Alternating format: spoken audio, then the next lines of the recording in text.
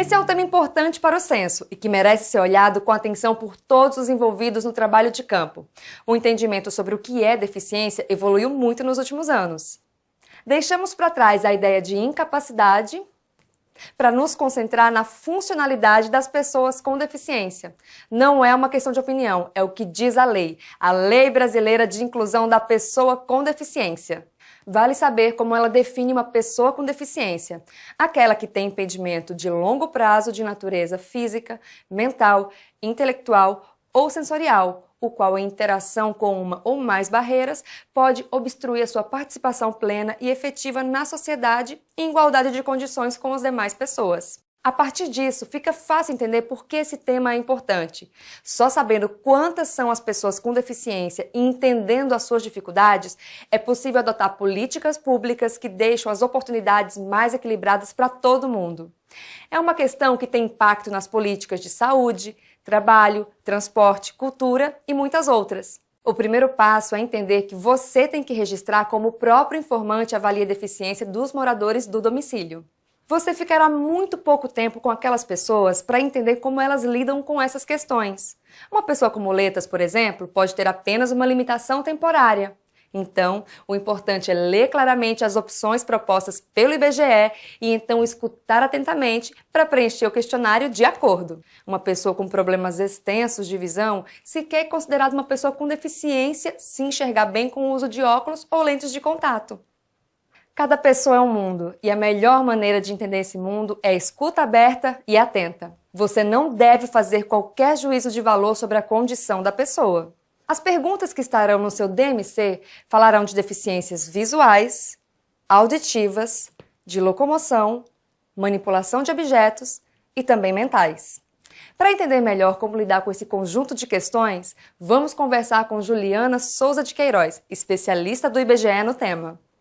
Meu nome é Juliana Queiroz, eu sou socióloga, trabalho como pesquisadora no IBGE, trabalho há 3 anos já com o censo demográfico, trabalhando com questionário como um todo e especialmente com o tema de pessoas com deficiência.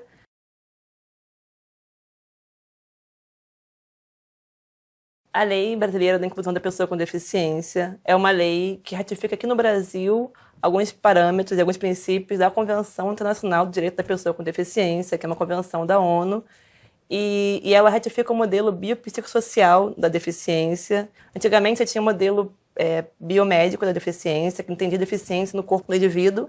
E aí, ao longo da década de 70, você começou a ter uma discussão mais vinculada a um modelo biopsicossocial, que entendia deficiência não no corpo do indivíduo, não como uma ausência de normalidade, não como algo a ser melhorado, mas entende a deficiência como resultado desse corpo com o meio onde ele está.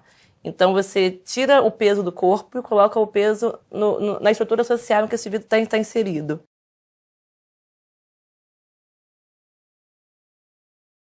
A deficiência, de acordo com o modelo da Convenção da ONU, ela é o resultado da interação entre um corpo que tem impedimentos, isso é, que tem problemas nas suas funções, nas suas estruturas corporais, e o meio em que ele está inserido. Então, por exemplo, se a gente pegar um aluno de uma escola em um país mais desenvolvido que tem dificuldade de visão, por exemplo, que tem uma perda parcial ou inteira da visão, que ele tenha todos os recursos dentro da escola, que ele tenha o sinal sonoro de trânsito para atravessar, que permita que ele chegue até a escola com segurança, em comparação a um estudante num país mais pobre, que a escola não esteja preparada para recebê-lo, que a cidade também não esteja preparada para recebê-lo.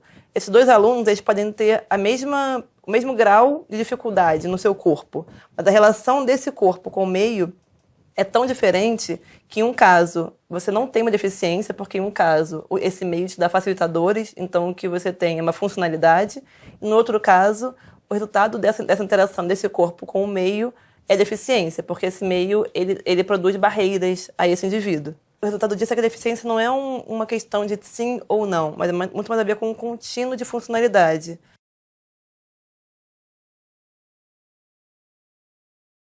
É fundamental que a gente saiba qual é o número de pessoas com deficiência no Brasil. É um tema que perpassa uma série de políticas públicas. Então, esses dados que o IBGE produz colaboram para esse entendimento de onde estão essas pessoas e quais são as necessidades que elas têm. Além disso, as perguntas também garantem uma comparabilidade internacional dos dados do IBGE com outros países. E assim a gente consegue criar um panorama internacional sobre esses dados.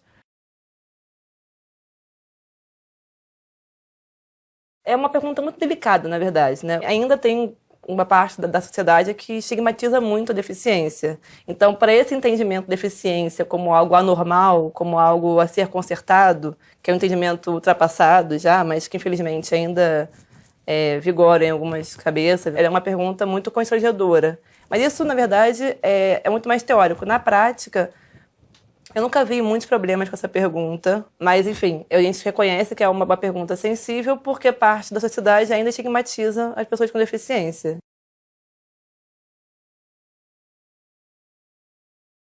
É interessante observar nessa pergunta que a gente não faz uma pergunta direta, como você tem deficiência ou você não tem deficiência. A maneira como é formulada a pergunta pelo IBGE, que é amparada pelas recomendações internacionais, você tem dificuldade de realizar tarefas cotidianas. Então, você tem dificuldade de enxergar, mesmo usando óculos, você tem dificuldade de caminhar ou subir degraus. A maneira como é formulada a pergunta é para abarcar outros tipos de deficiência, não só as mais severas, mas também para ajudar você, recenseador, a fazer a pergunta de maneira menos constrangedora. A pergunta tem 4 opções de resposta que indicam justamente esse contínuo de funcionalidade. O IBGE considera deficiência quem responde que tem muita dificuldade ou que não consegue de modo algum.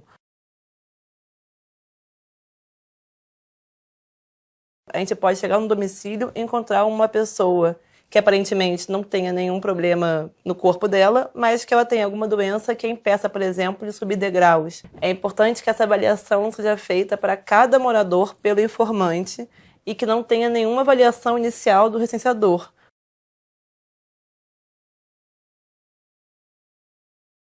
Até os 2 anos de idade, a criança ou o bebê ainda está em fase de formação. Então, por exemplo, não faz sentido a gente perguntar se um bebê tem dificuldade para caminhar ou subir degraus de 0 aos 2 anos de idade, porque está aprendendo a caminhar ali.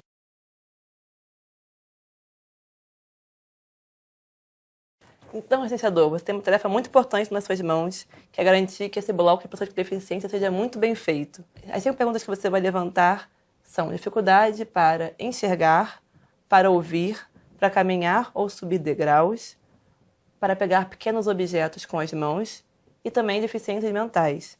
Essas 5 perguntas, elas não representam todas as deficiências, mas elas englobam as principais e por isso estão no questionário do Censo Demográfico. Confie no seu trabalho, leia as perguntas com calma, anote as respostas e bom trabalho para você. É isso! Com abertura para o outro, todo mundo se entende.